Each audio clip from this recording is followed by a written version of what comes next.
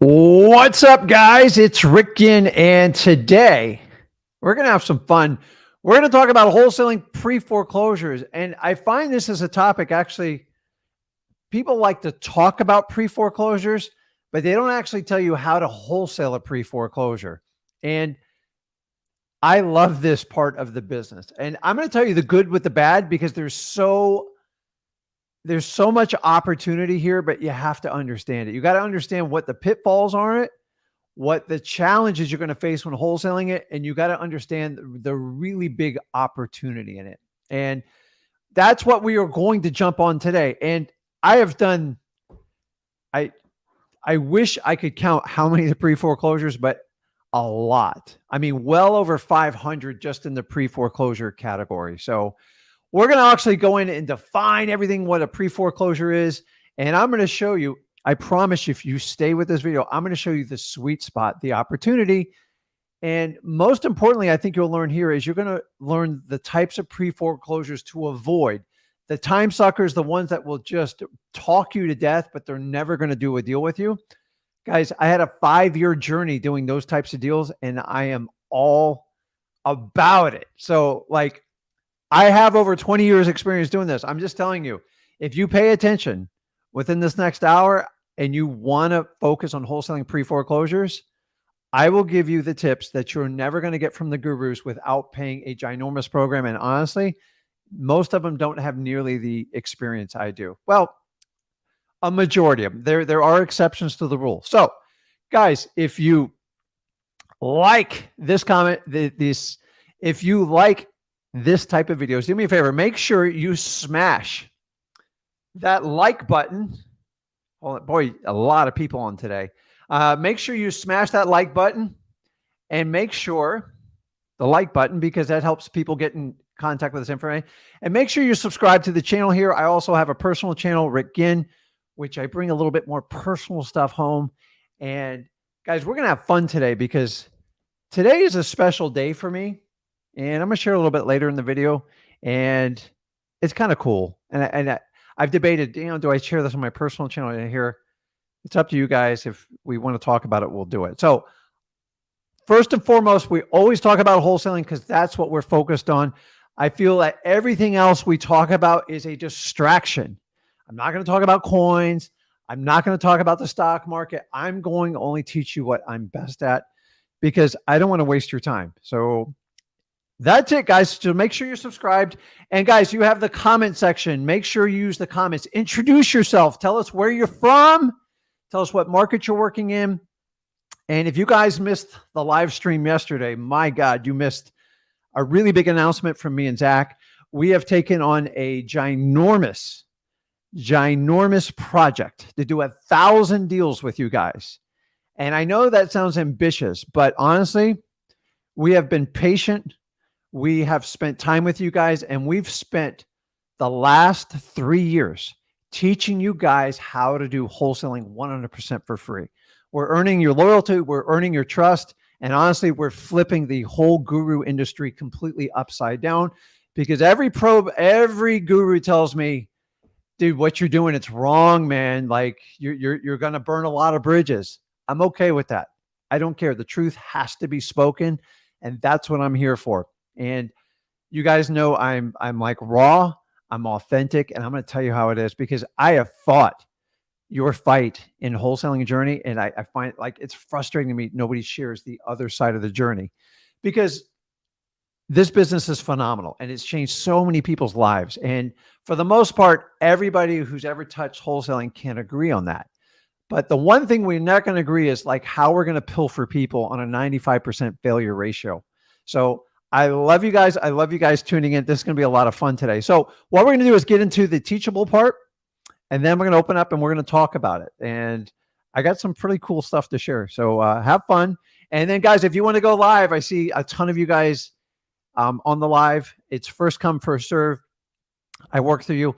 And remember, when you do the masterminds with us, because we don't charge you, let's work on solutions. If you come on here and complain for 2 or 3 minutes, it's just, you're not helping yourself out. So you got to replace excuses with actions, and you guys understand how this works. So if you guys have never heard of me, my name is Rick Ginn. I've been wholesaling for over 20 years, and I just love this business. And I've never sold out and said, listen, I'm going to be a guru, because honestly, I could probably make a ton of money doing it. I know I could.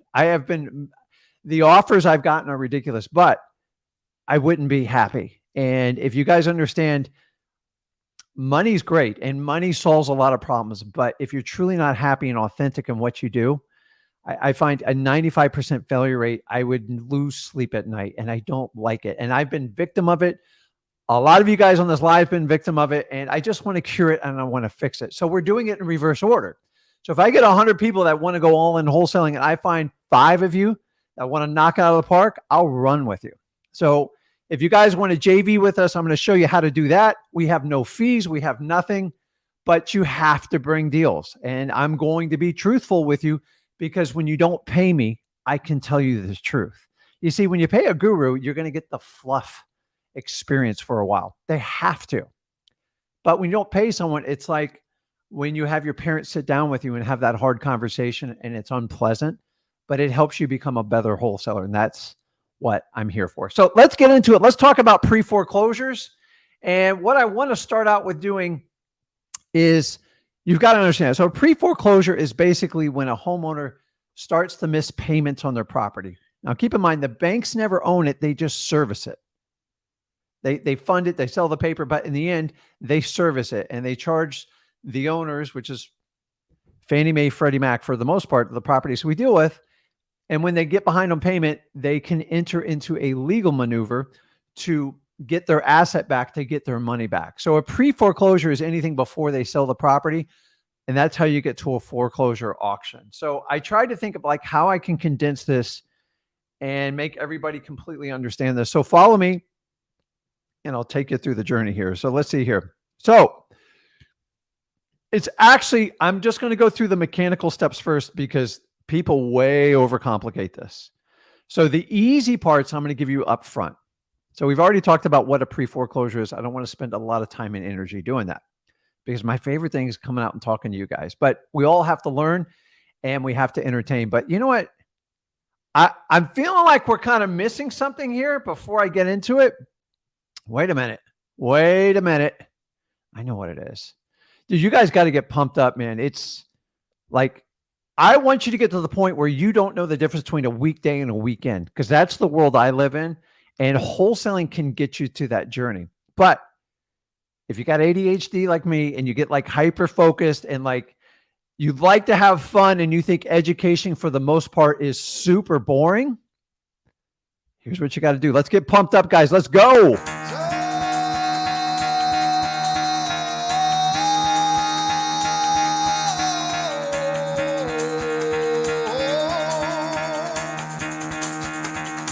Get the fuck out of bed, bitch. Go.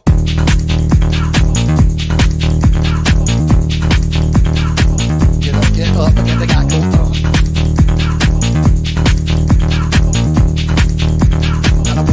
Time to wake up, bitch. Get up. Get up. Get up.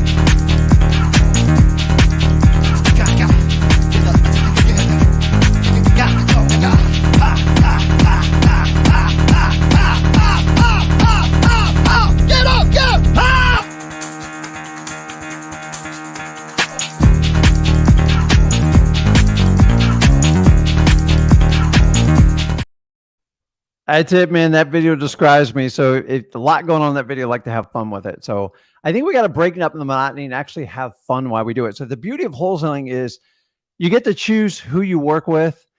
You don't choose the properties choose you. And so we're back to talking about foreclosures.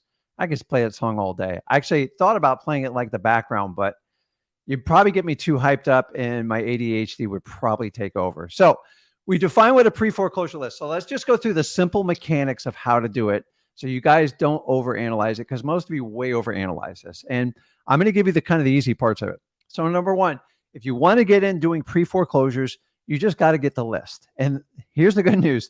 This is the easiest list of them all to get. The easiest. You can get them at your physical courthouse. You can physically pull them. They actually post them up on boards in my courthouse. And that's how I learned to start doing it. Fast forward 20 years from when I started in 2003, you can get a majority of them online. So you will not get resistance here. I'm just telling you, this list is extremely public. They can't hide it. That's the point of a foreclosure, to make the homeowner take action, either get their mortgage caught up and get it corrected, or get the property sold. The whole point of a foreclosure is make it very, very public, because that's when you get a mortgage, there is an obligation with it. So number one, getting a list. We're not even talking about getting a list. It's too easy. If you need help getting a pre-foreclosure list, we got to talk, because you don't have to know anything about wholesaling. Anybody can get this list. The next step on the list, I know this is like cookie cutter, but it's just make contact with them. How you make contact is completely up to you. I highly recommend cold calling. In the old days, I did the door knocking thing. And I kind of liked it because it toughened me up super quick. If you've ever been rejected with door-to-door sales, which I did a lot when I was young, because I always felt I wanted to like have unlimited learning opportunities. I just found wholesaling later in my life. It really toughens you up. So you can simply skip trace their number. You can use truepeoplesearch.com free, or you can go to listrei.com and you can find the phone number. It's not hard to find these people. I'm just telling you. And there's not like 400 people on this list. Once you do it, you're going to reach out and you're going to talk to them, make contact. I know this is like super basic, and I'm just going through the mechanics, and I'm going to give you the secrets to it. And at this point, nope, I'm going to put this one up. You're going to write an offer and calculate. And this is where a lot of you guys get stuck. Like, how do I know how to make a correct offer in pre-foreclosure? So number one, you have to qualify your pre-foreclosures. You're going to have to spend a lot of time, and I'm going to go into details of the pitfalls on this. So a lot of people avoid pre-foreclosures because they feel like the amount of drama and energy they have to deal with people is annoying. And I get it. And it is. And I'm going to go over that. But here's what happens is, when it comes down to say they're motivated and they want to sell, is a lot of times you don't know how to make the offer. So number one, you've got to know what they owe on their mortgage. How do I get that information? Number one, you can find it on listrei.com, or ask them. It's not hard. Just ask the seller. They typically know. Now, if they owe 150 grand on their mortgage and they've missed 3 payments and each payment's $1,000, I would add that 3 grand on top of it. I want to be ultra conservative in my number. And the further you get along with it, once it gets past 6 months, you got to add like another 5 grand for like attorney's fees on it. So add the numbers up and then figure it out. So if they, and remember, the longer they've owned the property, sometimes they pay it down. They just got behind. So you have to find out what the debt obligation is on the property to figure out. A lot of pre-foreclosures I deal with, a lot of them, like the seller's getting very little to no money. The sooner they contact with you, the more options you're going to have with it. And then once you make that offer and you're helping them solve a problem, it is your obligation to track this foreclosure, pre-foreclosure. Why? Because you don't want an auction date to sneak up on you. Sometimes it takes time to get them out of the property, get your cash buyer in there, and you have to track it. Because if you fall asleep, I fell asleep at a lot of them when I first started this. I didn't understand the auction was coming up 3 months later, and I waited around and I lost out on my deal. So what I want you guys to understand right now, that's just the mechanics. And honestly, you can get any of that information on the internet. I promise you, I didn't blow you away with that content. That's 95% of what you're going to get in a guru course. And you paid for that information. That's the sad part. So let's talk about how this really works. So I'm going to teach you what we call the sweet spot. You ready? This is my 20 years summation of pre-foreclosure. And if you pay attention here carefully, you will know how to deal with anybody in a pre-foreclosure, and you can evaluate if it's worth investing your time and see if it's something that you can help out with. So the sweet spot, and it's called the sweet spot. So if you guys are okay, I'm going to go ahead and share my screen, and I'm going to show you the graphic. And I've already pre-written it up so I don't like waste time going over this. So actually writing it out. So I know I should have been a doctor with my handwriting, but it is what it is. So if you see on here the pre-foreclosure, so this is where you start with a homeowner when they start to get in default. And the numbers just represent the months they get behind. So you see this highlighted area, I call it the action zone. This is the sweet spot for pre-foreclosures. Why? Because here's what happens. If you've ever had a debt obligation and you started to miss payments, I know I have when I was a lot younger. I was terrible with this. Once you get that first notice, it's shocking. You're like, oh my God, they're going to take the house. What are we going to do? You have difficult conversations with the family, and just you're petrified. The anxiety takes over. And usually by they get the second notice, because it turns like colors. And I always knew when I got to the red notice, I'm in trouble. And usually the red notice will wind up by around month 3. Now, in the first month or so, they might just get like a letter and an email. By month 2 and 3, they're getting hardcore phone calls in the evening, and there's people really pushing them. If you don't do something, we're going to have to file what we call, and usually around, now this isn't exact science, but usually between 3.5 months and 5 months, they go for what they call a notice of default. And without getting into legal terminologies, it's just a legal notice like you're in default. We now want to move forward and file a court action. I'm not going to get the legalities of it because I am not a lawyer, and I really don't care about that part. And remember, you need to research your state laws when it comes to foreclosure because all states are a little bit different.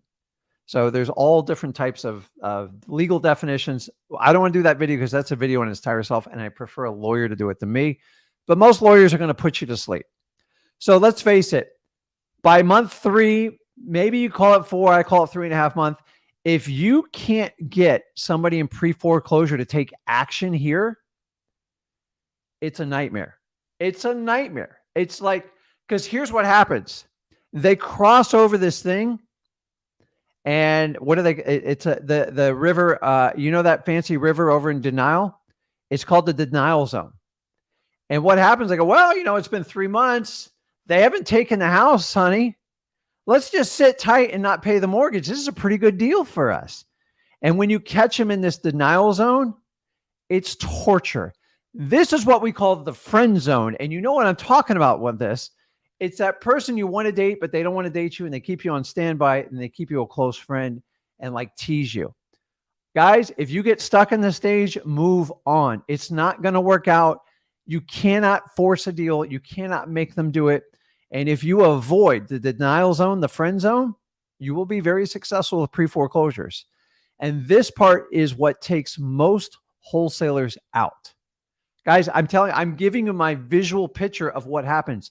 Nobody shares this in courses because they run you over with go get the list, get a contract, write an offer, sell it to a cash buyer. That's all correct.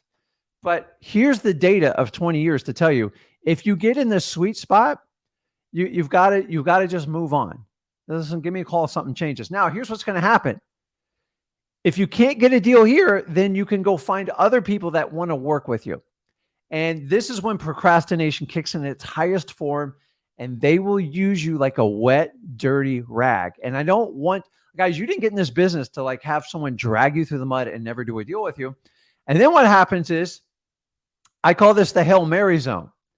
Right before the property goes to auction, hey, Rick, I'm ready to do a deal with you. I got to work with you. We got to get it done. Great. Let me run some. No. We got to do a deal today. I need it done today. Well, what's going on? I have an auction in 3 days. And every time, and by the way, you will get hammered with them in the Hail Mary zone. And I'm here to tell you, unless you have a lot of experience, you have a team, and you have some sort of legal help, this is a hard way to do a deal as a new investor. I would tell you avoid it. You'd be better off pairing up with someone in your market that has money, has a lawyer on hand, and a lot of times you have to fund a lawyer just to save off the auction date. Now, I'm not saying you can't do it, but as a beginner strategy, it is a nightmare. And then you guys are going to run around with your head cut off here, and you're not going to make any money. And you know what? The reality of this situation right here is there's no money left in the deals. They've ran it up. They haven't made payments in almost a year. The lawyer's fees are out of control. There's court fees. And a lot of these properties wind up in what we call the short sale zone, which I'm not, guys, I've done a lot of videos on short sales. I'm just telling you, trying to do a short sale right before an auction date is a nightmare. And honestly, short sales are a nightmare to begin with anyways. I could go through the history of short sales because I've done over 300 of them. But like today's environment, short sales, it's a pain in the butt.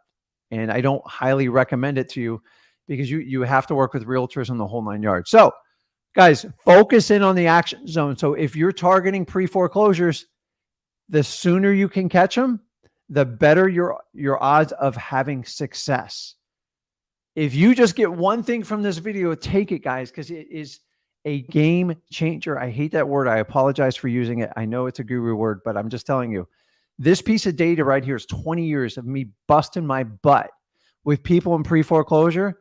Do not get caught in that denial zone. And when it comes to the Hail Mary stage, there's only so much you can do.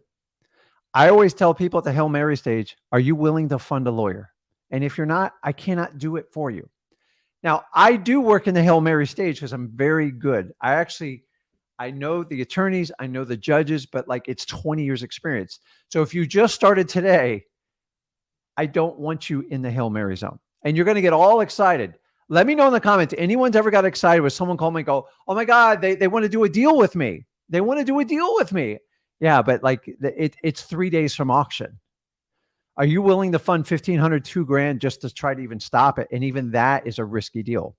So typically you have people that are going to put up money and risk with it. And I'm here to tell you, you want to really avoid this. So what I'd like to do, let me take this off. Let me see if I can share real quick.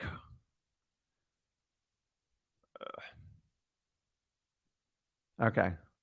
Let's see if I can, you guys know I'm not I'm technologically challenged, especially without Zach doing this. Okay, let's say share screen.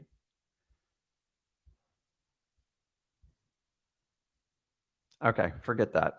I was going to show you, I have a graphic that shows you the pre-foreclosure process. If you want to learn more how to do it, go over to freewholesaling.com. We share the steps from start to finish in a more detailed scope and what you can kind of understand. But let me kind of go back to the lesson here. And I'm going to wrap up and I promise you we're going to talk. We're going to have a really good time today. So you know what the sweet spot is. Here's the downside. There's a lot of drama with pre-foreclosures because keep in mind, the real estate is just an asset. It's a number. The reality of what we do as wholesalers is how can I say it? We deal with human problems and we deal with the human emotion more than anything. And you are solving not their personal problems, but how it ties to the real estate. And the real estate's usually their biggest problem because it's their biggest asset. And you're going to get a lot of drama. So when you deal with people in pre-foreclosure, your listening skills have to be incredible. 80-20 is a given. I'd almost switch it to 90-10. So if you cannot deal with listening to people's problems, don't get in the pre-foreclosures because it is exhausting. And some of you, like, if you're a lot like me, it's like, I feel for these people. Like I hurt when they hurt. And I know like, oh, we got to be businessmen and separate, but like, here's the reality is we're all human beings. I mean, I've heard about like every horror story. It's challenging. And you've got to understand that there's a lot of drama. And if you're a cold person and you're very calculated, it's hard in pre-foreclosures because you're going to have to meet somewhat of their emotional dumpage when they do it. So what you have to do is take that information. You have to be empathetic. You have to be understanding. And then you have to help track them, give them a solution. And it is overwhelming sometimes. So some of them just don't work. Some of them have no money, and you got to know that up front when you underwrite the deal. And then the biggest thing we have to deal with is procrastination. And I just gave you the cure for it. It is avoid the friend zone, avoid the I'm not going to take any action, the denial zone, because that is where I used to just pull my hair. And so my hair's turned a lot grayer since, but I'm not complaining because I do have hair, so I'm okay with it. So it's something, people can't control, but I'm here to tell you, you've got to understand how it works. And procrastination is what you're dealing with. Everybody in pre-foreclosure, they always think they have more time. They always think they have an out and a solution. And no matter what you say, you can't change them in the procrastination mode. So what do? You just go, hey, let me know if anything changes. You can send them a follow-up email. Just do not spend all your energy and go back and focus in on the action zone, because those are the people that want to do a deal with you. Okay. You have to focus on solutions. You have to. Like, people like, oh, if I could just get a moving truck, if I could do this. I find pre-foreclosures, those are the ones that you have to solve a lot of problems. Sometimes transportation. I can't tell you how many people I gave a ride to a title company to get it done. And I don't recommend doing that now. In today's age, I would get an Uber or a Lyft, because the liability if you get an accident is problematic. Now, back then, I did whatever I had to do. Just like most of you will do whatever you have to do to get a deal. Like, that's what I did. But like you have more options now. My wife used to complain, she's like, why does the car smell so bad? I'm like, I had to take his dog. I had to bring the cat. Like, wife's like, why did you do that? I go, look in the bank account and I'll tell you why. She's like, oh, okay, never mind. And it's so funny how we have to rationalize what we do in wholesaling. It's just, I love it. So let's get to the final part of this, because I'm trying to make this short and sweet today. I love pre-foreclosures, just understanding, knowing what you're getting into. If you're not good at listening people, these are the most dramatic type of sellers you will ever deal with. And I understand if you've ever been behind on, if you've ever had the fear of losing your own home, it sucks. So it's like, I'm just telling you, you don't want to be there and you want to help people. And if you're very mechanical, like if you're a cold call and you're calling like 1,000 like FSBOs, you have to be mechanical. But when it comes to pre-foreclosures, you have to slow it down. Guys, just like I teach you on probates, he or she who listens the most in probates wins. Like, that's it. Pre-foreclosure is a little bit different, because probates, you already know what the predominating problem is. There's been a death in the family, and all you can do is sit back and listen. So if you've ever been in this situation, all people want to do when they reach out to you is they just want someone to talk to. So what are their choices? They got their family. Let's face it, family don't listen. Hopefully my family's not watching. Number two, they can go to a therapist, but that's going to cost a couple $100 an hour, and most people don't have the money to pay for it. Or maybe this guy that says he can help out in foreclosure can help me out, or this gal. And you have to become like that person, because the minute you do not engage and listen to them, they're going to find someone that will help them out. So you've got to understand that getting into that, and that's what you want to do. So let's talk about the final part, the huge advantage of pre-foreclosures. So obviously there can be a ton of money on them. Some of them get a little bit skinny. Some have no money in it at all. It's up to you to determine by calculating what the debt on the property is. It's very public information. And then you just got to run your comp numbers. So you can use Zillow, you can use Trilio, you can use listrei.com, whatever you're comfortable with. Guys, you don't have to pay for these services. It's all at your fingertips. When I started wholesaling, I had none of this. I had to go sit with a real estate agent every time. It was painful. It was hard, but I learned to develop. But as much as I complain about it, it taught me how to build relationships with realtors. And I was secretly building a skill that was going to make me a lot of money. But at the time, I just didn't feel like I was getting anywhere. So let's talk about the biggest advantage. Here it comes. Time. When you catch a pre-foreclosure in the action zone, the first 3 months, when they sincerely want to do a deal with you and they just want to put it to bed, and that's most people I do in pre-foreclosure, you can usually give them some money with it. You give them a ton of dignity, and you give them time to get out of the property. The force of a bank seizing an asset and having the sheriff come and kick him out of the house is horrifying, especially people who have family, who have children. I get it. Like, people have tough times. Like, we need to help each other out as human beings. And what better way as a wholesaler to do this? And when you get them and they want to take action, go, Rick, I just want to be done with it. If you could just give me like $3,000 or $5,000, sometimes you give them 20 or 30,000 because the numbers really make sense. And I believe taking care of everybody with a win-win-win situation. And if you're going to be one of those wholesalers that goes, man, I can make 150 grand because they'll take $3 grand, you're not doing it the right way, because it's going to come back and bite you in the butt. So we want to help people out. If they catch them in the action zone, they have a million options. And that's where we explain our services. If you decide to enter an agreement with now, I can probably get you X amount of money up front. I can probably get you an additional 2 to 3 months to stay there. And then we'll save your credit.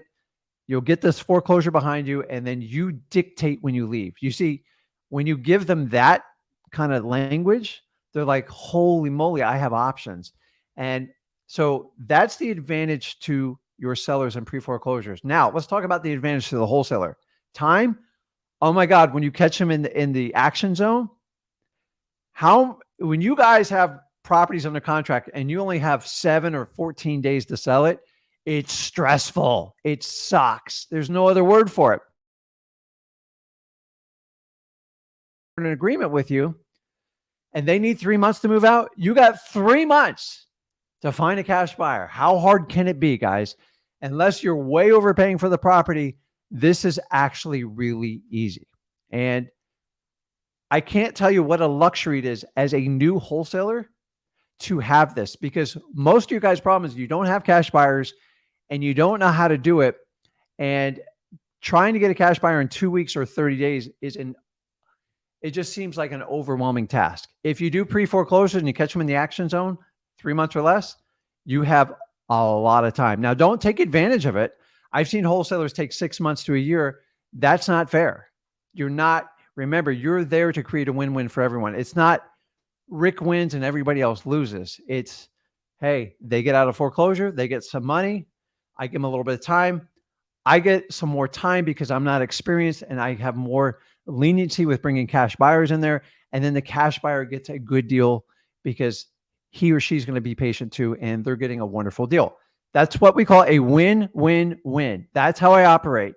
I can't tell you, man, in my local market and so many, the national markets, I talk to so many, unfortunately, I'd like to tell you that's the truth, but the reality of what's going on in wholesaling with a lot of the teachings going out there, we are trying to ignore the human factor. And if you want to be a robot and a businessman, please stay out of wholesaling, because it's just not going to work for you. It's not a mechanical number. I had someone tell me that I'm going to do all 50 states. I'm like, go for it. I've never seen anybody do it before.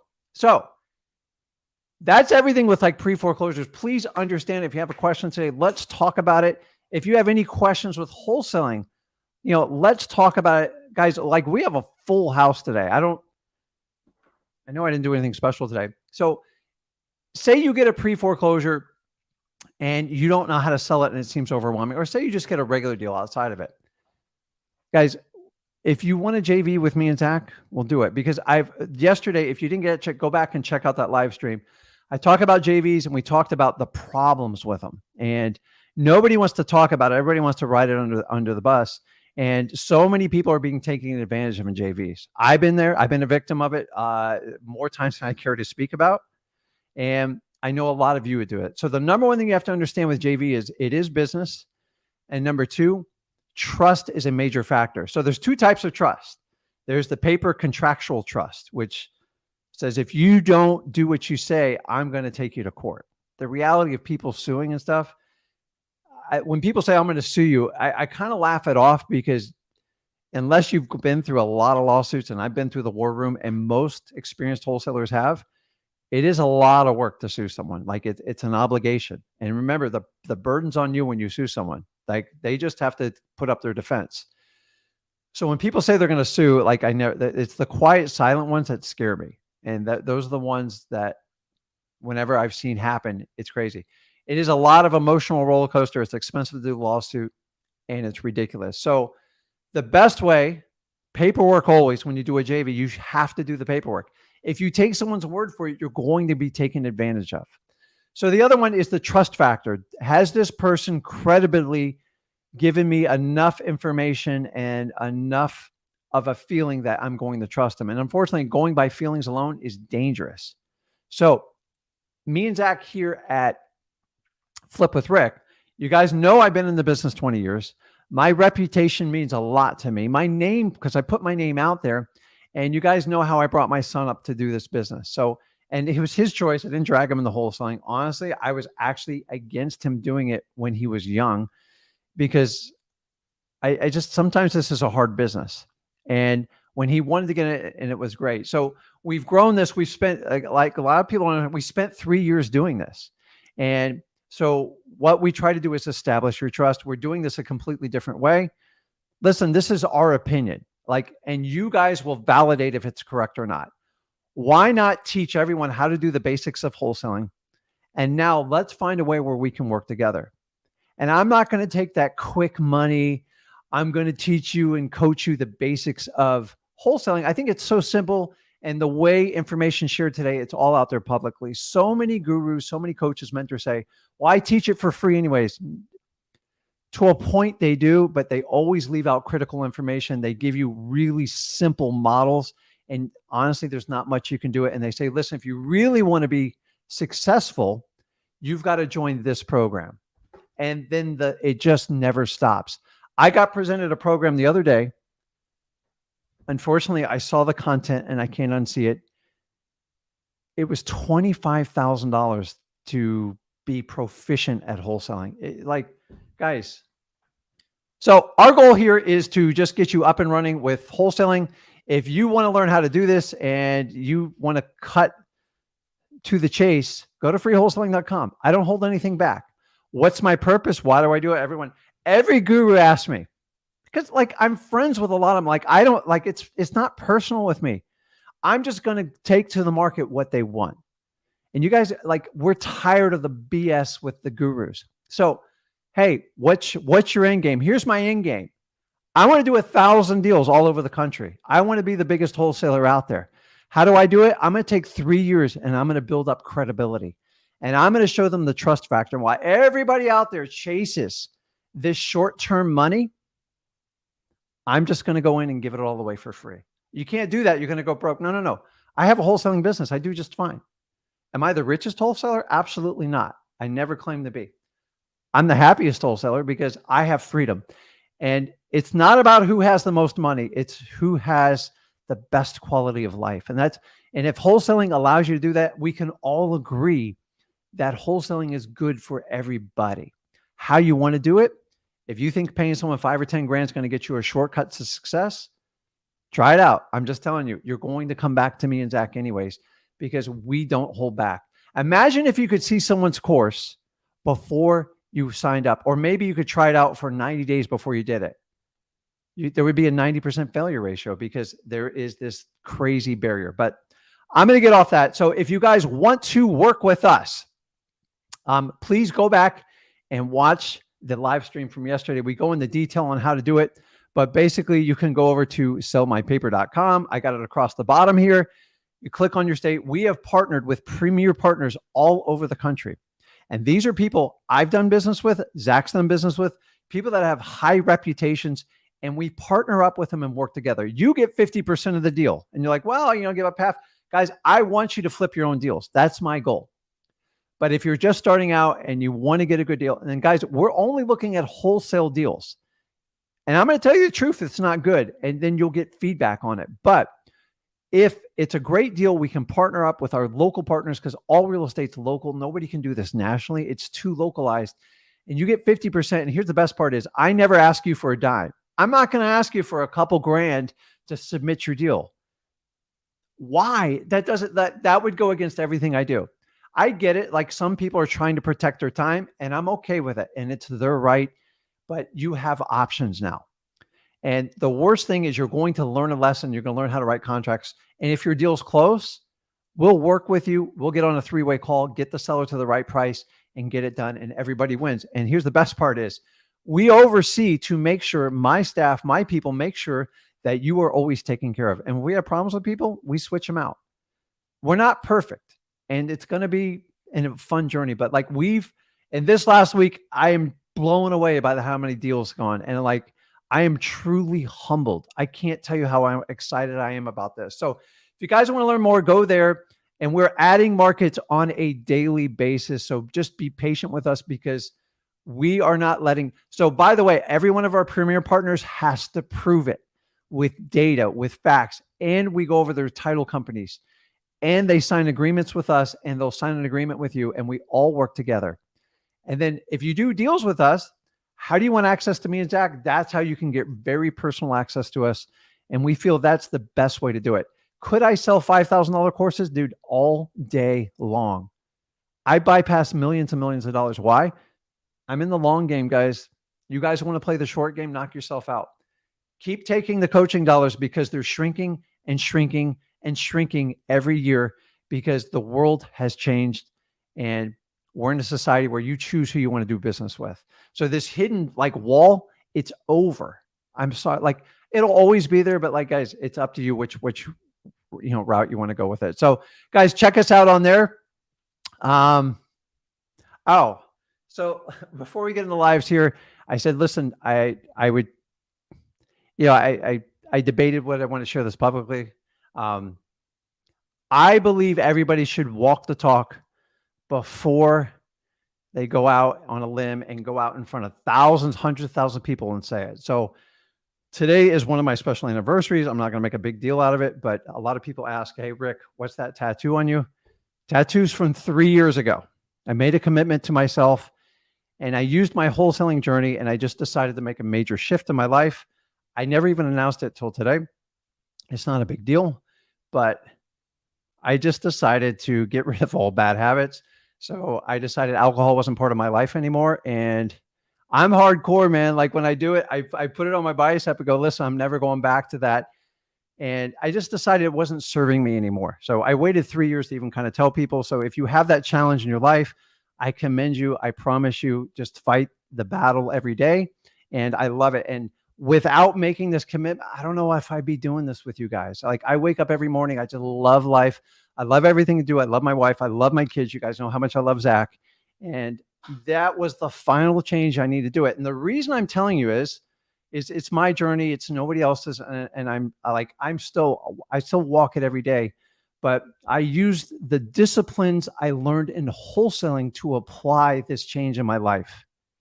And I never thought I was capable of it, but it's awesome. So that's it. And I keep my tattoo very discreet on my arm. And I'm not like I love tattoos, by the way. I think it's like, I can see how they get addictive, but I put it indiscriminately inside. I think I've had 2 or 3 people ask me over the last few years, and I promised one day I would share it with them. So I love it. If you want to make a change in your life, what I'm teaching you is the skills you learn with wholesaling, especially with us, you can apply it for anything. Like you want to make a change, you want to get healthy, you want to lose weight, you want to quit this habit, quit that one, go for it. I'm not an expert, guys. I'm an expert on wholesaling, but today marks 3 years. And if I didn't make that decision, I wouldn't be here. So that's it. So let's get on. Let's jump on. Let's do some questions. I'm going to be honest with you. The feed is so big today. I have a hard time keeping up because guys, in this studio, it's me. If I could show you around, occasionally I have a pet or two hanging around. I bring in the cat or the dog, but it's just me, man. Like, so, if I can't answer them all, I appreciate you guys. So guys, if you just learned one, like wholesaling has taught me skill sets that I never thought I would have the discipline to do. And then you tackle one journey, and it just constantly builds. And it's been amazing. I always got into wholesaling for freedom so I could spend more time with my family. And as I got the freedom, as I got the money, I found like, oh, I can do this. I can do that. I don't have to feel bad every day, or I can really get physically fit. I can really be there. And as I get older, because I'm getting older, I don't know if you know that, is I want to be in this game for a long time and I want to have a good time doing it. And I always want to be there for my kids, just like you do. So guys, if you have something you want to make a change, if I can do it, you guys, you're more equipped than I am because I'm giving you the skill set to do this stuff. So I love you guys. I appreciate it. I just want to get that out of the way. So people are like, what's the tattoo about it? It's a commitment I made to myself and my family. And 3 years is, okay, we're there. So that's it. So I see all the questions. I'm just going to jump into lives and let's see here. So guys, you know how to do the JV, sellmypaper.com, and we're working on it every day. We've been working on it for quite a bit of time. And the first week, unbelievable, like the amount of stuff we've done with it. And I thank you guys a lot. And It's not a requirement. I'll still teach you for free. I'll show you how to do it. So, okay, let's see here. Let's see.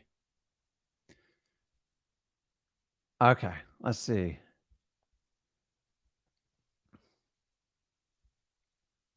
Stefan, you there? Hey, can you hear me? Yeah, man. How you doing? Yeah, my name is Steven. How you doing? I'm sorry about that. Dude, I butcher names. Like I don't even hide it. Like It's Zach totally has this photographic memory. My son, it's just like, oh my God. And by the way, guys, the StreamYard is full. Like there's a limitation and I only have so much time. So like, I promise you, if you don't get on today, jump on with me Monday because I'm pretty wide open on Monday. Like, and I do that. And honestly, I'll just keep doing it till I can meet with everybody I can do. So what's going on? well. Hey, how you doing, Rick? I'm I'm just here doing to say, fantastic, man. I am alive today. I am like, I'm just, I just get a little bit better each day, just like I want everybody else on the stream to get. that's great. I just wanted to first say that I'm so thankful for what you guys do, and everything you do. Like, it doesn't go like unlooked. Like, you guys have helped a lot of people, and I'm just really thankful for everything that you put out and help me with. And yeah, I just wanted to say that at first. I'm No, just so dude, I appreciate you guys. I appreciate it. I am humbled even to be in this position because I went through like a lot of struggles. Like, dude, like I felt this industry was just getting so bashed and the guru thing was so out of control. I go, well, don't people want like the truth and authenticity in what we do? right. And the problem is, like, guys, here's the blueprint. People get successful at wholesaling and then they go, oh my God, I can just teach it. And they have good intentions when they start.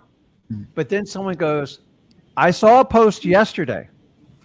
Not going to use any names. I'm always neutral about this. Hmm. And it's their fight, not mine. Someone posting like teaching other gurus how to do specifically like wholesaling business. Wow. And it's like, he goes, I'm going to teach you to make $1 million this year. Guys, that's your money they're taking. And like, the problem is the value is not being exchanged. They're just, it's like, huh, 5 grand, 5 grand, 5 grand, 5 grand, 5 grand, 5 grand. Dude, you guys are getting flipped so bad. And so many times I remember like 12 years ago, I sat down in an organic mastermind. And that's a mastermind where you sit down where everybody contributes and gives it all. And said, what if we just taught people this for free? And maybe we did some business with everybody in there. And they're like, oh, dude, like, that's the dumbest idea I've ever heard. I'm like, and it's always been sitting in the back of my mind. So like when I was teaching Zach the business, and guys, Zach went through the fight 5 years. He did acquisitions. Zach got more exposure in 5 years than most of you guys are going to get in 50 years. It's just the truth because I was well on my way. Right. And I kept bringing it up, and I would get kicked out of every group I go because that's a terrible idea. I go, why don't we want to help? Because most of the people aren't going to do anything. We're just going to like take their money. I'm just like, what? And that's the little dirty secret in gurus. Like most of the people getting on stage. Let me ask you, have you ever been to an event, a pep rally? You know what I'm talking about? You can't ask any questions. You're not Right. allowed to. And if you ask a challenging question, I got kicked out of a group in Boston. Okay. Because I said, you just said you made 5 million in profit. I go, define profit. I was immediately escorted out of the room. Wow. I define profit as cash in the bank account less expenses. Mm. Most gurus define profit as once you put it under contract. And that's what just breaks my heart. It's a lie. It's fabricated. Everything's on gross numbers. Do you know most gurus, they spend a ton of marketing. Do you know most of those guys you call on the phone? They get between 10 and 25% of whatever you pay them. That's why they're begging for you guys so much. So I just want to change. And I do give kudos to the gurus that don't have sales consultants. It's ridiculous. So wholesaling is not specialized. It's a very basic skill set, in my opinion. So and anyone can take action of it and make it happen within 90 days, in my opinion. 30 days if you get a little bit lucky and you take a lot of action. But if you don't take action, none of it's going to work. Don't worry about it. So let's focus on you, man. What can I help you out with? Right. Thanks for that. But yeah, I just have a couple questions, not too big. I started really learning the business about 5 months ago, and I've really started with like, I was really like taught the on market way, but I see that you guys really specialize on off market and stuff.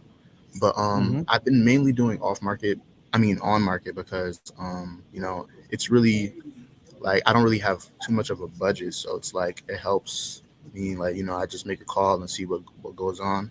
And yeah, I Hmm. just wanted your opinion because like would you recommend me to like start doing off market deals because you know Okay.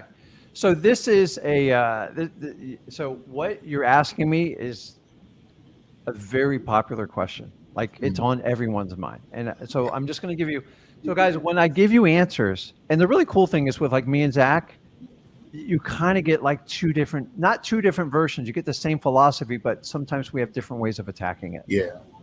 Zach, my son can take anything on market or off market. He's Mm, just like he loves it. So I'm an off market guy. yeah. I'm biased because I know the struggle. A lot of people, oh, Rick, you started back in 2003. It's a different world. I go, yeah, but there was no roadmap. It was like navigating through the sea and wondering if the earth was flat or round. So here's the challenge with it, and I'll sum it up, make it as simple as possible so you guys can learn from it. On market is much easier up front. It just like, okay, the data's there. I know they're selling. I have a phone number. I have a person I can contact, and I can go through numbers, and it's just a numbers game, right? That's how most people think with it. And sometimes it works out really well. Sometimes it works better in other markets, but there's so many variables that go in with it. It's like, number one, do you like talking to people? Number two, are you mass calling with like a multiple dialer? Number three, are you talking to agents? Are you talking to the rest of the FISBOs? And like, do you have the ability to talk to these people? And what happens is you get through it, and after a few months, you're like, well, it's not as easy as I thought it was going to be. It's like, this is like, I can't get them to get a deal with me. Like they're all squeezing me, trying to get me close to like just below retail. And it's like, it's annoying. And Mm, for that part, I hate that part of it because right. my fear is you burn out doing it. In the Okay. Now flip over on the other side, off market, you have the opposite problem. It's a nightmare to get the data. Who do you trust to get the data? Now you got people offering like free data and this and that. Guys, I'm telling you, dude, I took a lot of free data in my life. Don't worry about the cost of data because honestly, I actually prefer to pay for it because I feel like they've they've taken a more professional approach with it. Because once you get the data, if it's free, and say you had to skip trace that entire list, and say the list sucked, you just smoked through a ton of money. So that Mm, free data cost you a fortune. And that's my problem with free data. So when I was not growing up, but well, yeah, growing up, when I was doing wholesaling is I had a lot of people, oh, there was like list services and they were just middlemen. And they're like, I'll get you this list. I'll get you, because we didn't have all these filters and all these great tools you guys have today. And I just gave up because I was getting old information. And I wasn't getting anywhere. I went back. I tried a lot of companies and boy, like the problem is I didn't get deals. I spent a lot of money and I left the things that work. Guys, I used ListSource, I think 11 years. Why? Because it was expensive, but it was reliable. And when you have a reliable source, and by the way, when I started using listrei.com, which is our prop stream, I double tested it, the list source for 1 year before I trusted it. Okay. mm, So if you're going to switch to a free service, please make sure you're at least matching apples to apples. Because the worst thing you can do is take a free list and say you cold call 5,000 people and you get nowhere. Was that list free? It's a nightmare. So back to off market. I got off, like my ADHD kicked in. I apologize. So when you get off market, it's harder up front. But when you do make that connection with the seller, it's easier. You can get deals 60, 70 cents on the dollar. Whereas when you're dealing with on-market deal, they're all shooting for 85 and higher on average. right. And that's the challenge you want to do it because they just don't care. When you get an off-market property, you don't have competition. You have limited competition because it's private data. Yeah. And number two, they're like, listen, can you just help me solve this problem? And if you do what you say, you can walk away with it. Now, which type of personality you want to do? In the perfect world, you can kind of do both. So the best way is you could still attack your own market, take the data you've had, your failures and let that fuel you for going, okay, I know this doesn't work, or these types of properties work, or this area doesn't work. So I'm going to start filtering the type of calls I make, because you threw out a net and you got big holes in it. And that's the problem when you do public data. And you got to just, so a lot of my failures in wholesaling, they're now my victories because I learned a valuable lesson. That's how we learn, guys. Like, it's how we learned in school is BS, because you don't like taking a test over and over till you get it right. When you do it wrong in wholesaling, you fail, you can lose money, but man, do you get a lesson. You get a lesson, go, I ain't doing that again. And I just, over and over, my entire career has been that exact mantra. And I've had a couple times where I almost wiped myself out. So remember, I went from a smoking market to the coldest market we've ever seen in history. I was caught in the middle of that crossfire. So I'm just like, oh my God, what do I do? And that was the challenge. So I would do like a blend. Here's your focus, the off-market list. Don't waste time. So either get a list provider you trust. We only, we use PropStream and we use Batch. We're the only ones that offer both because we want to give you guys options. I'm not going to say I prefer one over the other because I'll get in trouble because I use both. So whichever you want to do, it's up to you. The other way is just go get your government list. They are free. You're typically going to have to skip trace them anyways. But if you go chase code violations, tax delinquencies and stuff like that, I guarantee you'll find somebody that wants to do a deal with you there. Right. You're going to have to go through the pain of skip tracing them and doing all that stuff. But if you do a little bit of combo, and then what I would do is take the on market and start using your data and figure out what is 100% not working. Like this city, this is brutal. These, at least I've had 5 or 6 people I can talk to. And that's how you learn and go forward. Some people like to strictly do off market. I'm an off market guy because I get the deepest discounts. And when I was younger doing this, I could do one deal and make 30, 40 grand. And this other guy would have to do 8 deals to do the same amount I did. And he killed himself and his expenses went through the roof. So I had a high profitability when I did it. So you got to find the balance on what fits best for you. I know it's kind of a long answer. Yeah. But like, take the data that's frustrating the crap out of you and learn from it. Right. Guys, the only way you learn from data is you have to use it, and then you either get a deal or you get a lesson. Or sometimes you get both. And that's it. But if you keep beating on the same dead lists that aren't working, especially on market, there's just too much traffic there. They're the wrong type of sellers. And yes, every now and then a blind squirrel can get a nut, but like, I don't want to be a blind squirrel chasing that nut. It's just not a fun journey. So I would go after the government. My code violations and probates are my hands down. Like, I just love them. Like, I've always used them. Even today, like I don't never have to do another wholesale deal again. I still love them. And that's what we do in our local markets because they're very, very effective. Think about it. Code enforcement, code violations. They have a problem with the property. Wherever there's smoke, there's usually fire. The problem with online things is you just can't find out what is like. I got a number, but there's no smoke. And so you're trying to put out fires where there's no smoke. And so like I'm not a firefighter, but I'm just telling you, man, like, I'm not going to sit here and drag my hose all over town and waste all my energy doing it. But it's up to you, man. You got to make a decision, and you can do a combo of both. But here's what's going to happen. The minute you get a sniff of an off market and you get a deal, you're like, I don't know if I'm going to do this on market thing. Here's the reality, guys. The on market thing, it works. Some people use the agent relationship type of deal, and that's more of an advanced play. Like, when you deal with real estate agents, it adds another level of complexity. As a newbie, I highly stay away from it. Realtors want to talk to realtors. Realtors hate talking to me. That's why I have other realtors talk to them, but I got to pay them for it. And there's got to be a lot of meat on the bone to make it work.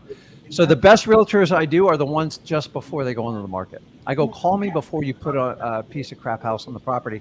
I'll make you an offer and you'll get paid on both sides. And that's what we do. Right. So just mix it up. Like, mix it up. Go after the government list. Most gurus won't tell you about it because it's counterproductive to their course. So. All right. Yeah. Thank you. After that. Yeah. I'm probably just going to do a little bit of both at times and like just see what I can learn. I have one more question too. I don't want to take up too much time, but okay. There's this one listing that I'm looking at, and it's about 100K, and I put in an offer for 60,000. How did I mean, I don't want to say too much, but does that sound like a decent deal, or like should I go lower? Say it again. I missed the numbers on it. I apologize. Sorry. The offer is so the listing is at 100,000. They started lowering the price too, so I think the seller might be motivated.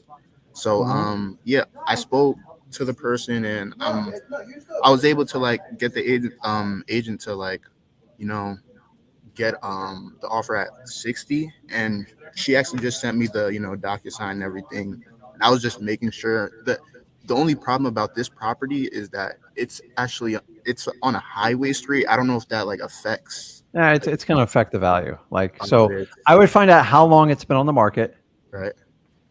You guys, you got to use real estate agents to get intel, and you're going to have to like have a conversation with them. It's hard because they want to talk to other realtors, but you have to find out what the correct ARV for that one is to do a correct offer, because Okay. so many people get like misguided, go, oh, it was on the market at 150 and now it's at 100. So, and me getting at 60, it's a deal.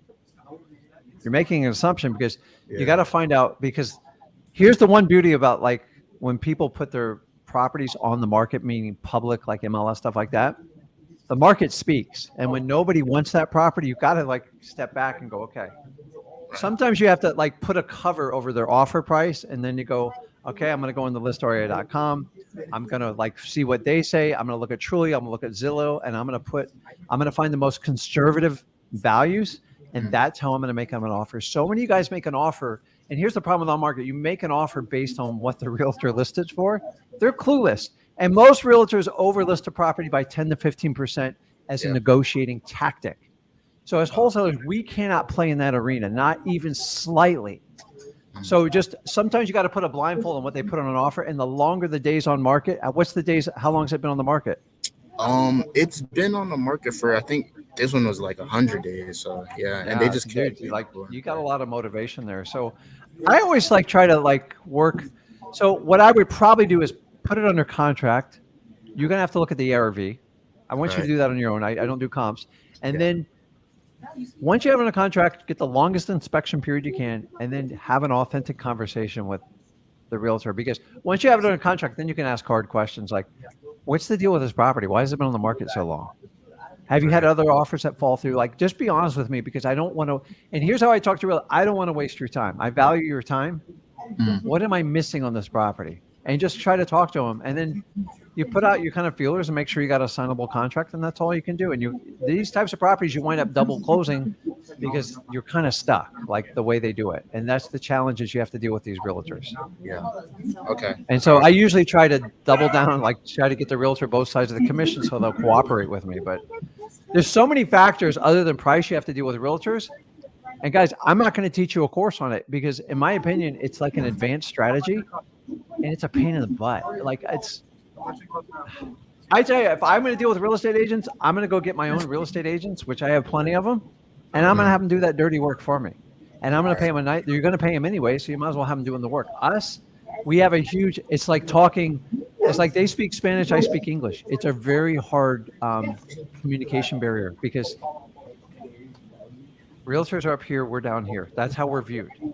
And then the other way is when we look at realtors, we do the opposite. And it's like the battle. It's like, what's the feud they call? What's that famous feud in the West they call between the families? I forget the names of them. Like they've been battling for like 100 years, the family. And the great grandkids are still like fighting with each other over. So you got to just like, but look, 60 is a significant number. So but the question is the ARV, is that correct? Because if the ARV is 70, you're getting at 60. But remember, when the numbers get smaller, it gets weirder because it's a math equation. So $10,000 off, that could be a 25% discount. But when the numbers get smaller, it's weirder. When the numbers get bigger, it's more of a discrepancy. So find out what the ARV on is. There it is. Hatfield McCoy's. That's what I'm talking about. Gotcha. I was like lost it. It's like and guys, it's never going away. Like this battle with real. So the last thing I want to do is take a brand new wholesaler and teach you how to go chase stuff down on the MLS and have brutal conversations with licensed agents. It's difficult, it's painful, and most of you aren't equipped for it. It's just the truth. I'd rather you just go and do what you're doing, just cold calling. You can do some on market. FSBOs are the natural training ground if you want to go that route. So all right. Yeah, I got you. It, man. Man, I appreciate I think I'm good, but I'll be back. You'll see me more often. If I got It's anything. Steven, right? Yeah, Steven. Okay. Yeah, So guys, if I butcher your name, it's, we all have deficiencies. Like I'm not the best with names. So like, yeah. so everywhere I go, just a little, my ADHD kicking in. Like when I customers they go, Mr. Ginn, like, do you need this? I go, it's Ginn. And they're just like, and then they'll go, well, Mr. Ginn, do you want, I go, listen, say it one more time. I'm hanging up. Like, I know you're not listening to me. And so there's something about, you ever notice that? Like when someone calls you, say they do call you Stefan, and then you said, hey, it's Steven. I love that because people pay attention to their name. Like a little experiment, I can snap anybody's name on this live, and I guarantee I'm looking at the videos, their heads will snap around when I do it. It's like if I go Devin, Esmeralda, Nick, Kyra, Sam, like everybody, oh God, here I come. It's a natural reaction. So this is a skill you guys got to understand with your sellers. When you use their name, you can find out if they're paying attention and they're engaged with you. So I appreciate you. And guys, straighten me out when I get the name wrong. And if your name's like tough, I'll just ask you, how do I pronounce your name? Because All right. I have a pet peeve. I hate when people mispronounce my last name. Yeah. It's funny, like my wife, because you get so mad. I go, it's not that the name pronounce it. It's like they're not. I just know they're not listening to me. And the number one skill set you can learn as a wholesaler is you got to learn to be really effective listeners, so you can strategize on how you're going to help them out with your offer. So you have a blessed day, man. I appreciate you, Stephen. Thank you. You too, man. Have a great one. Okay, Great. man. I'll see you All right, later. Okay. You guys have any other issues like when your name it's not that you mispronounce the name, but when you correct them and go, listen, here's my correct name. I appreciate it if you call me that. And they still butcher you. It's like, unless you have like 19 syllables, it really gets on me. Like it wears on me. It's like, I get it. Like it's not spelled traditionally. So it's not like a gin drink. I always say, good look, it's a hard G. So, it's funny. Okay. Let's see. Oh, my screen is, how do I scroll down? Okay. Got it. Let's see here. Kyle, you there? Yeah, I'm right here. Can you hear me? Yeah, man. How you doing? Good to talk to you. I'm good. So I talked to Zach like a month ago. I've been like wholesaling for like 5 months now. The first few months I didn't realize obviously liens, calling like a bunch of liens from like PropStream is kind of expensive. You just got to go through so many. So I took his advice. I did more like virtual driving for dollars, and it worked. But it was actually a land deal. But basically I told this so how it went down was I just called. I was like, hey, are you the owner of a whatever street? And then she was like, yeah. And then I was like, would you be interested in selling? She was like, yeah, I am. And then I was like, what would you want for the property? And honestly, I was going to say like 37,000. It's in Bakersfield. And she was like 30,000. And then the cheapest one that was selling like on the market, that's in the same area. It's this one is 12,000 square feet. There's one that's 10,000 square feet selling for like 80,000. So I was like, I think that's a really good price. And honestly, it was really weird because she was like, oh, I'm a broker. And I was like, you're probably lying. I checked. And she actually is. So I was like confused. She listed it for 80,000 like 2 years ago. So I don't know. I was confused. I thought she was joking. But yeah, I got it. I sent her the contract and everything. And she just said she needs like, I asked her if she can sign it in like 3 days, and she was like, I need like a week. I was like, can you do it any better? And she was like, no, I need a week. I was like, okay, that's fine. So I gave her a week, and honestly, I'm just waiting now. But I don't know. I was like thinking, is there anything that can go wrong? Like, do you think? I don't know. I'm just super nervous about that. So, are you in the week transition right now? Yeah, by Monday midnight, she should have it signed. Let's talk about this, because this is a common problem in wholesaling.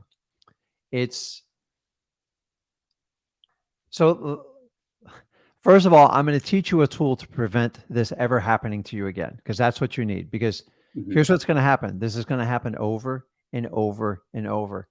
If you don't do the right things up front, they will abuse you. Okay. The fact you already told me she's a broker, I already kind of know what she's doing. So you have to precondition your sellers. You have to, or they're going to leave you in the friend zone forever. And here's what you do. Go into freewholesaling.com. I teach you this like word for word what to say. You say, listen, Mr. Like when you're dealing with it, and you're doing this virtually or locally? Virtually, because I'm in the Okay. Bay Area. Got it. So this is a phone conversation. So when you start to get down to the nitty gritty, you have to condition. Now it works much better in person, for full disclosure. Hmm. I like a belly to belly because it makes the most amount of money, but I get the virtual thing and I do it too. But when we tell them, we go, listen, I'm going to go ahead and, I want to get you an offer, but like, here's what I need to know. If I get you the offer today, and like you got to make a decision, and it's either like, hey, listen, you love working with Kyle, and I provided you a solution, and you're 100% and you want to move forward, and you can make that decision today, or you decide, listen, it's an absolute no. I wish you the best. We remain friends, and either way, I'll still try to give you a suggestion to help sell the house. Are you okay making that yes, no, or decision moving forward? And that's it. And you get them to make a commitment. It's psychological, because I don't want you guys wasting your time, because if not, they're going to option you. And so now what she's doing, I'll tell you exactly what she's doing. She's taking your contract and she's shopping around all the other contracts that failed to see if they'll go higher than yours. And you are like that guy that's sitting in the gym during the big prom, and you're waiting for that girl. Like you're just in love with her, right? You're on pins and needles. Like I know the gut in your stomach, like, damn, sign the damn thing. And you're that same guy sitting in the gym, like she's over there, she's talking to every other guy and gal, and it's like I brought her flowers, I sweet talked her, I took her to dinner, and like I'm at the dance, and she's leaving me at the very end. If she can't find a dancer, she's going to come back to you.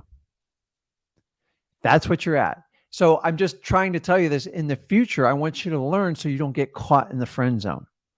You have to go, listen, you either got to make a commitment or not. Like, and here's the way is you're using their words against them, because if they go, well, I need to think about it for a week. I go, we had an agreement up front. And most people will try to honor their agreement. There's still some shaky people and you can't do anything about it. But if you do that, you'll do better. You're not forcing them to make a decision, but if they're just kicking your tires, they won't move forward with you too, and you save your time. That way, if she comes back in you 2 months, you can revisit it without burning it. And that's how you guys do it. You've got to precondition every seller, because if not, you guys are going to be stuck in the friend zone, man. Like it's not only is it bad in high school, it's even worse in wholesaling. And that's what I want you guys to understand. So Kyle, moving forward, you understand the next seller, you're going to do this so you don't get stuck in this exact position here, right? Yeah, especially knowing she's a broker. Dude, I'm like, listen, I've been burnt by, like, I'm not, like, if you want to make a decision, I'll put the offer in, but like, if you're not ready to make a decision, I'm not going to make the offer. And that's it. Because here's what they do. They take your offer and they shop it around. And like, you guys are like in shock, like, and here's what happens is it does work. Because when people take you, so did you gave her a physical offer, right?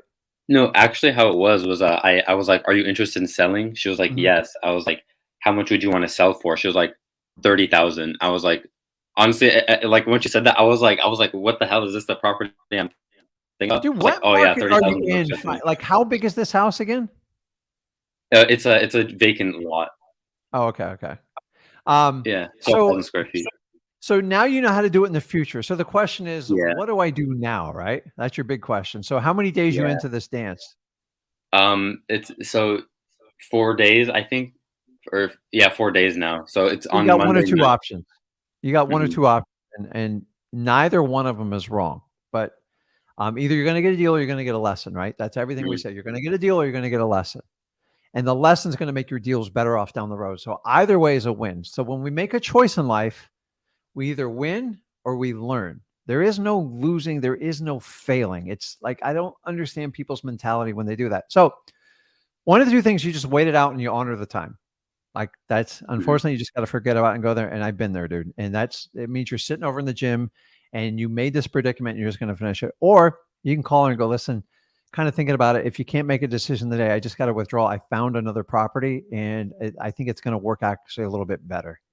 Is it risky? Yes. But you are going to enact her FOMO, her fear of missing out, because she's using your contract to use FOMO on other buyers as well. Hey, listen, I got an offer for this. If you can beat it, I'll sign with you right now.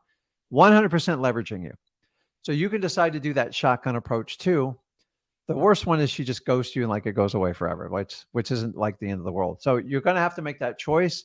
It's a personal choice. And I'm here to tell you, Kyle, neither one of them is wrong. Neither one of them is wrong.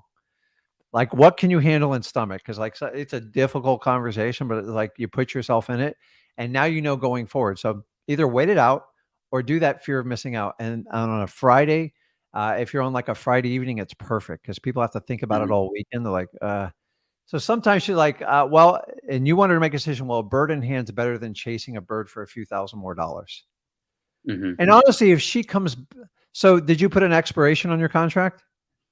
Yeah, that's the thing. I asked her, I was like, how long do you need? And then she was like, I need to read it over with some people. It's going to take me like a week. That's what she said. And what kind of contract did you give her?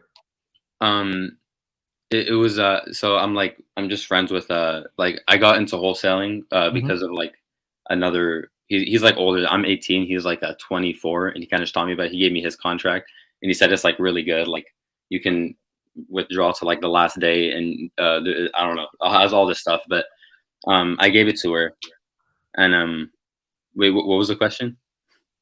My bad. I just asked it like when was there an expiration on it? Oh yeah, it was just I put like expiration date January 30th because she said I need a week. I was like, okay, yeah, January 30th midnight. Guys, like they don't need a week to look it over, especially on like a raw piece of land. That's a joke. They're just they're trying to get a better option than you. So you never want to be a plan B for someone. Because she's either going to come back and say, hey, I got a better offer, and if you want to come up, and like then she's brokering you, and like you don't want to be the highest bidder. It's like unless. So the other thing you can do while she's doing that, because it's raw land, go out and find a buyer and see what they'll pay for it, and then just reverse engineer it on it. And it's like, so here's a few tricks. If you guys have to release contracts, boy, I'm sharing a lot of stuff here. So I'm going to give you a couple tricks. So if people like play you can kind of do the same. So one trick is you can send a contract and have them sign and you don't sign. You're optioning them at that point. Once they sign that, now you can decide if you want to sign it or not. Now, listen, I don't want to play games with people, but if you're going to play games with me, I'm going to sharpen that tool and I'm going to play the same game back with you. Realtors do this to me all the time. So you can send out a contract and get their signature. And if you don't sign it, you don't. Now, sometimes that works against you because they don't think you're serious. So you got to know, you got to read the room and understand your seller. The other one is every contract, just put a 1-day expiration on it and go, oh, I'm sorry. I put that. It must be standard in the form. That way you protect yourself against idiots. Yeah. He goes, well, it only says a day. I'm like, well, if you come back to me, I'll do the deal. And then you can decide if you want to do it when they come back to you. Now, a lot of times when they come back to me, they play that game, they're taking a discount because you got no other buyers. So now you've gone out to the market and proven to me you can't find a better offer than mine. I thought about it. I need a little bit more of a discount to make this work. So are these games? Yes, but this is the game of business and real estate. Whenever you deal with like realtors and brokers, I do this, like you have to play this game. I don't, if someone gives you a great deal, honor your word and get it done. But like when you get this game, I'm giving you tools in your war chest to do this stuff. So if someone says I need a week, I always put like a day in there and I just go, well, that unfortunately it's just like a default. Don't worry about it. You need a week. I'm going to tell, like, I'm going to put a day on the paperwork. I'm sorry. And call me back in a week. And if you're going to do what you do, I'll honor the agreement. Unless something changes, right? See, when you get played, you got to play back. And it's just ridiculous. That's why I like dealing with off-market property. Like the brokers are always difficult. I'm sorry. They are trained and they're a little bit more skilled. So they always want to sell and then it's like a funnel and they loop you down to it. So I gave a lot of information there. Make a decision. If you want to wait it out or you want to call her, do the preconditioning in the future. And then if you have to engage this player's game with like a broker or an agent, send the contract. Don't sign your side because 9 times out of 10, they'll sign it, assuming you're going to sign it back. You're not obligated till you sign it. But guys, don't do this on really good deals. Like this is for people that want to play intermediary and like play games with their properties. Play it back. So if you're going to go to poker and someone's going to bluff you, you occasionally have to bluff them back. Use these tools. I tell you, these little skills right here, I promise you guys, like it's going to change how you do business with people like that. I always honor people when they give me good deals and they make it easy. I make everything so simple. But if you want to play games all the way up the end with like an agent and stuff like that, they do this stuff to us all the time. I just sent an offer out the other day.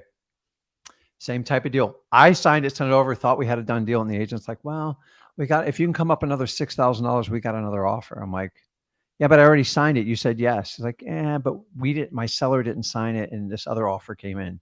It's extremely unethical, but it happens all the time. So if they play it back. Make sense? Yeah, I understand. I didn't see it that way. Okay. I'll definitely have to rewatch this. Yeah, no, it's like a guy listen, I've been to the tool shed. I've had every experience that can humanly possibly happen on a wholesale transaction. There's nothing you can throw to me that really shocks me anymore. So like, I didn't even know I acquired this much skill set.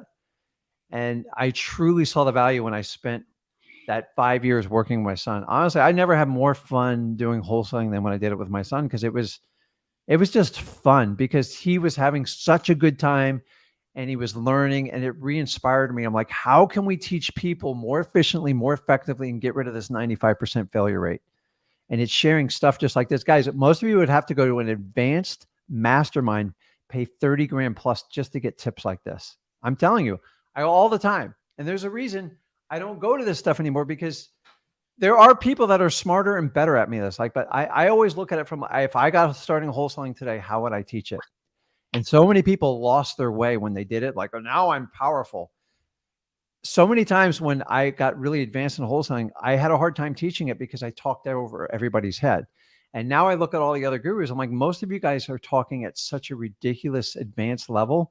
Nobody can comprehend what you're even saying anymore. How do I find a motivated seller? How do I wholesale the contract? That's what you guys want to know. And that's what we want to do. So take these tips, rewind it. It's all recorded, and just go have fun with it and make a decision. And just understand, Kyle, either you're going to get a deal or you're going to get a lesson. Either way, it's a win-win for you. Okay. Yeah. I really appreciate you, man. I appreciate man. your help. Go Thank get it, you. man. I appreciate you, man. See you. I'm on today. Okay.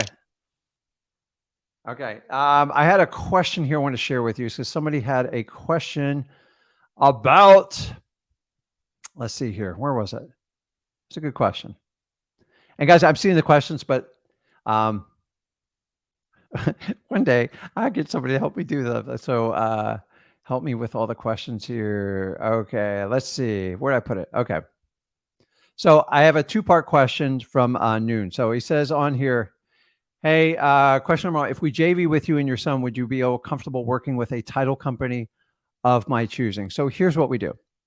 If you pre-qualified your title company and they're okay with you being a wholesaler and doing the assignment, I'm fine with it. I'm fine with it. If you don't have one pre-vetted and ready to go, when we assign your local premier partner, they'll have all that stuff ready for you to go. And guess what? You'll have an instant in with that title company. Remember, if the title company will help us facilitate the deal and they understand what you're doing, I'm all for it. But when you guys get your retail title companies, or you let your seller dictate the title company, it's usually a massive problem. And you need to know that going into it. Question number two. These are good questions. If we consider doing a J deal with you and Zach, what part of the closing process you all be willing to provide assistance with? Whatever's needed and possible. But here's the catch. We're not looking for leads. Okay. Leads take a lot of energy. That's what we're teaching you in this process with free wholesaling, Flip with Rick, everything we do here. Leads take energy, they take hustle, and they take some grind. And some of you spend some money and some of you spend your own resources, meaning your time, and you have to get through that part.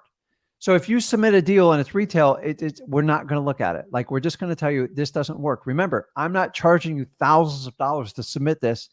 I can pretend like it's a fake course, because that's only advantageous to me. But I'm going to be brutally honest with you.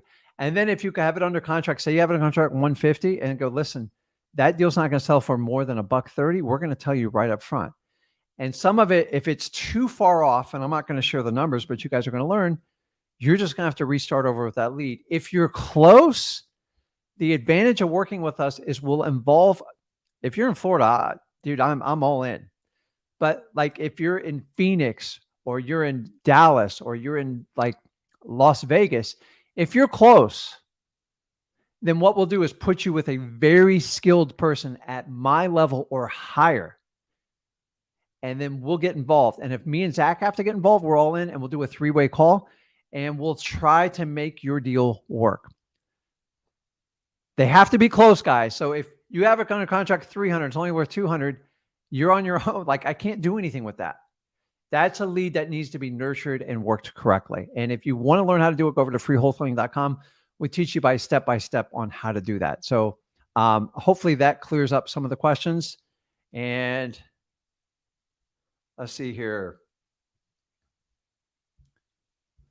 Alex, you there? Oh, shoot.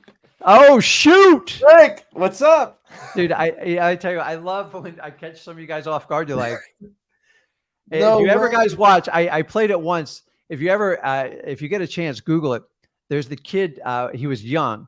And it was a Florida Marlins game or Miami Marlins, depending on how my team. I'm not a giant baseball guy, but he gets caught on like the big screen monitor and he just like starts dancing. It's got like 5 million views. It's like, and sometimes you go, when you get caught in that camera, like, you know, how like you do like the kiss cam and all that stuff. It's just so funny. It's like, and sometimes you guys are really raw and authentic and I enjoy it because it makes it entertaining and fun. You guys, for the most part, wholesaling's so boring how it's taught. It's like, it's got to be slightly entertaining to a point. Otherwise, dude, I fall asleep. If I sit in a 2-hour seminar, dude, I'm the guy passed out in the back. Dude, I can't handle it. Like your brain can only handle so much, man. What's going on, man? What can I help you out with? Oh, what's up, Rick? Oh, man, Good. you didn't catch me off guard. I'm like all over the place now. No, I like your energy, man.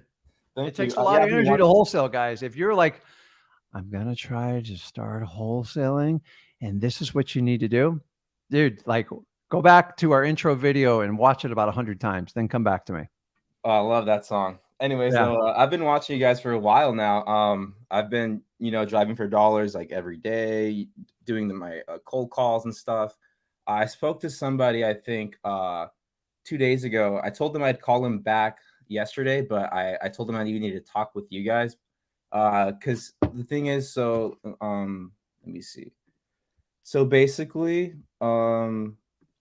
he has this property. He lives in Arizona. I'm in Southern California. Got it. And he was looking to sell it, but he says that there's a deed of trust on his property and that it was forged and it wasn't him that signed it. And so he has like an open case and the law is like investigating it and whatnot. And Okay. I'm not sure if that would interfere with me being able to lock up the property.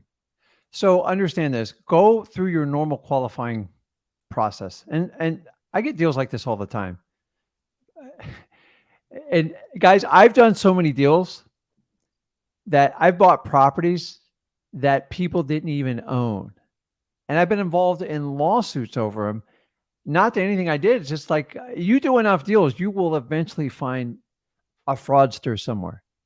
And we have brokers, real estate agents all involved. And it's like a long drawn out case. It's kind of funny. And here's the best part is I bought 2 of the properties and just kept them myself. And then I got counterclaim from a title company. Say, listen, you bought a property with fraudulent title. I go, I didn't run the time. So number one, you're not a title company and you're not a lawyer. So present the data to your title company and verify what he's saying if it matches up. Because if his story is legit, he probably just needs some time and go through some sort of legalities. That's not for you to determine. And here's the best part is if it's legitimate and what he's saying is, if you had to wait 5-6 months to get the deal or even a year, would you still do it? Of course. So that's it. So like that's, and who else, like now you can lock the property up, maybe get some equity.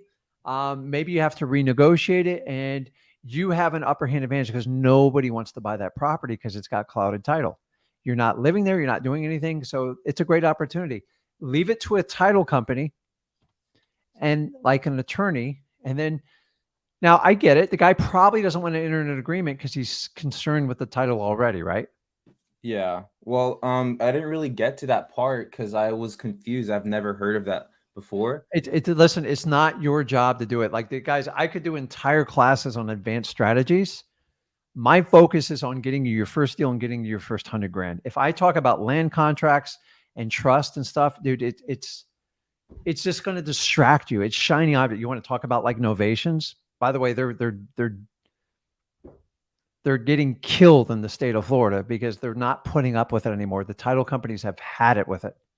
The disclosures are insane. And I'm not here to rag on it, but it's a shiny object syndrome. If you think you're going to cheat and try something other than wholesaling, good luck. You're just going to be distracted. I've been through this journey. So work with him, qualify him. If he'll enter into an agreement, you're not going to record the agreement. And your condition in your addendum is once you clear this title hurdle, then your contract can go live. Okay. So if you can't clear the title, then you can't buy the property, and you're not going to like make it, you're not going to file any affidavits or anything like that. So that's it. Guys, I always have 10 contracts out there sitting on just deals like this. Why? Because nobody wants to touch them. Realtors are scared of them. Like, if I'm patient, I'm going to get a great deal. Because the guy says, if you'll be patient with me, I might be able to sell you this property. Nobody else is interested. And he wants to know when he clears that he can sell it. And, I expect a good discount to do something like that. So that's it. Do it. Like, if he'll sign an agreement, do it. Don't record anything. Don't screw him up, and try to help him out. And then you stay in touch with him like every 30 days. You can send a simple text or an email, and you have first rights on that property. That's it. And worst case scenario, if he doesn't enter that agreement, you could do an option agreement, but I prefer you just do a purchase and sale agreement, because an option agreement, to be effective, you have to record something in public record. So that's not going to be your best route. So a simple, use our contract at freewholesaling.com, and you can easily just make the condition of it. Once you clear this title issue, you have 60 to 90 days to close. And that's it. Go find other people. And when it clears, you can knock it out of the park. Right. Okay. Because I was planning to call him today. Because when I called him 2 days ago, I told him, well, you know what? I've never dealt with anything like this before. So I'm gonna talk to my partner Zach and Rick to see what they have to say about it. So bring it to your title company. Though that's where you need the advice in your local market.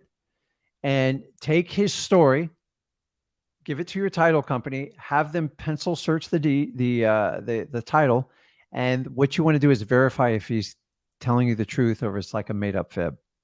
Okay. And they go, yeah, no, it's legit. And here's why I asked the title company, how long do you think before he clears this hurdle?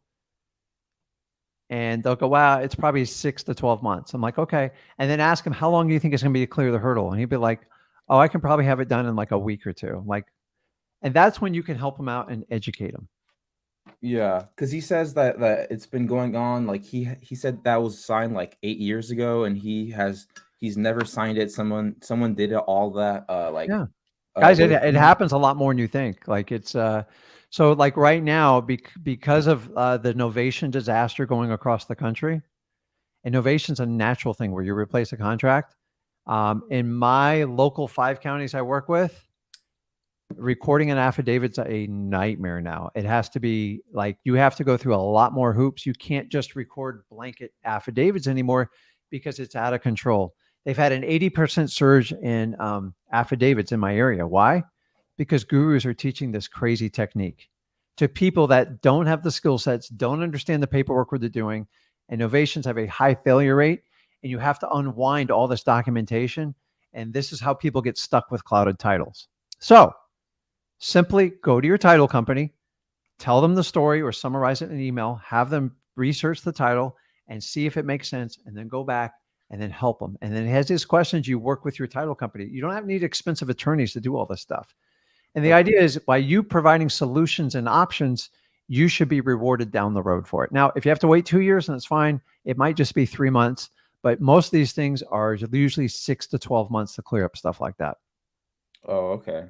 Okay. So like, don't fear it. Like, remember, your job is to find motivated sellers and put a deal together. It's not to interpret law, to interpret title. Dude, guys, don't do it. I don't even know how to do it. I understand it, but I don't know how to do it.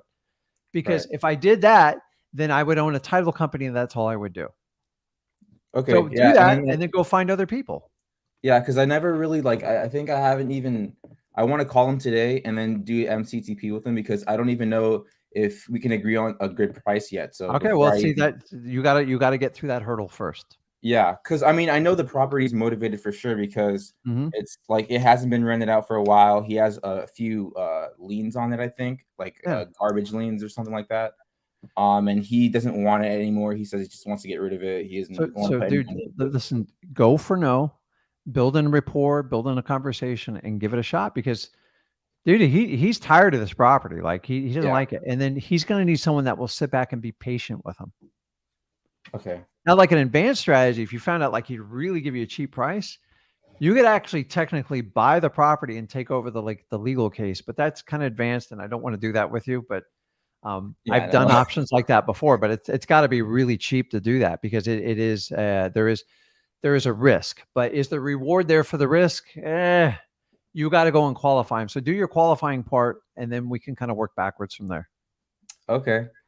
I Okay. think I had another question, but when you, I'm like so because I have ADHD too, and like It's okay, man. So go back and watch the replay, and then jump back on with me Monday. Okay. Oh wait, and, Okay. okay, one more question. Shoot. I've been driving around in my city looking for potential leads, and uh I'll always drive around like really distressed properties, and I would look up the ownership, and like almost every time I'll drive around the city, and usually I think I would think, oh, okay, it's just another wholesaler locked it up and purchased it because it's a company that owns it, but it's like a limited partnership, and they've purchased all these properties that were bought like back in from 98 all the way up to between '08 and 12 when the prices were really low. Mm-hmm. And the properties haven't been kept up. They're all distressed. And I'm wondering if it's just like some type of hedge fund or something, or if they're just like, if I can wholesale those properties. Good question, man. You just got to reverse engineer who's buying them and find a person that can legally make that decision for you. So it's just a lot of legwork. You just got to like piss. Sometimes you can't get anywhere because they're big companies, but trust me, at some point someone's got to sell something. It's hard when a company owns 100, 150 properties because you got to get to the decision maker, and Yeah, that's because the I looked it challenge. up on like PropStream, and like I looked at the portfolio for the ownership, and like Mhm. it says that they own over 4,000 properties, and they have like a negative equity portfolio. It's like Yeah. weird. Well, they probably have some crazy strategy, but like your job's not to wrap your head around everything. It's just like you need to get in front of it. That's probably going to be a challenge. And you can make that like a little side project, but don't let it distract you from going out and finding regular sellers. Like that's a Right. challenge. Like it's going to be a huge uphill battle. So don't make wholesaling more difficult than it needs to be. Just go out and find motivated sellers, and you Yeah. work on a little side project because you're going to have to know somebody inside that company to get like a secret email or a phone number. But the odds are they're going to have to bid everything out, and they probably got some massive strategy they want to do with all those properties. So Yeah. you're I probably not haven't the done my first guy to look portfolio at that yet. property either. So think about it. If it's beaten up and vacant sitting there, you're not the first guy to come up with that idea. So they Yeah. probably have a bigger and higher use they're trying to do with it. And for that, I don't spend a lot of time on energy. The properties I try to get are vacant like that, and they have like an agent or a broker tied in it. And that's worth diving into because I can still penetrate it like locally or virtually. But like when they own 4,000, dude, like you're just a number at that point. You're Yeah. like a bank owned property. They're a nightmare. Okay. Yeah. I didn't really think much of it either. I think you have to go, right? I just want before I leave, I just want to thank you guys, how everyone else does. I really appreciate you guys so much. And Oh, go get it. So use those tips I used you on that first party. But remember, you got to qualify them because so many of you guys try to take down like this giant beast and you don't even like know they're going to do a deal with you. Like if you don't know if they're like even qualified, don't spend the energy on them. Just go. Eventually you find people that want to do business with you. And like the others, you're always kind of like, we always have people want to do a deal now. And then I'm always working for the future deals. And it's just a constant dance. But so many go like, I got this guy, I got this. I go, does he want to do a deal? Like, have you qualified him? I got to call him back and do that. So go and do that and hop back on Monday. We'll talk. all right, thank you so much, Rick. Okay, man. See you. So guys, listen, if you enjoyed the content today, which was quite dicey and fun, like I enjoy it, man. Honestly, I dropped so many bombs today. It was like crazy. We could have done an advanced mastermind, but like this brain, dude, like I got so much stuff stuck in it. It's like, dude, doing this 20 years, man, it's like, I truly enjoy wholesaling. And I really, It will offer freedoms to you. But guys, remember, it's not always about the money. It's about having the freedom and living the life you want to live and the life you deserve. This is never a competition about who makes the most money. That's a very unfulfilling life to me. Do I want to make a lot of money? Yes, everybody does. We all have the same desire, but what are you willing to put on the line for it? You're going to have to make some short-term sacrifices. If you want to join us on this journey, make sure you like this button. Make sure you are subscribed to this channel because that's the best way to get notifications. And guys, check us out on our personal channels, Rick Ginn. I go live on there Monday at 5 p.m. Eastern. And make sure you check out my son's channel, Zach Ginn, and join us online for the largest active Facebook wholesaling group called Wholesaling Houses for Real. It's absolutely amazing. You won't get spammed. We actually filter the stuff. We don't waste our time, and we want to help you guys out. Guys, have a blessed day. Go out there and get deals, and I will see you guys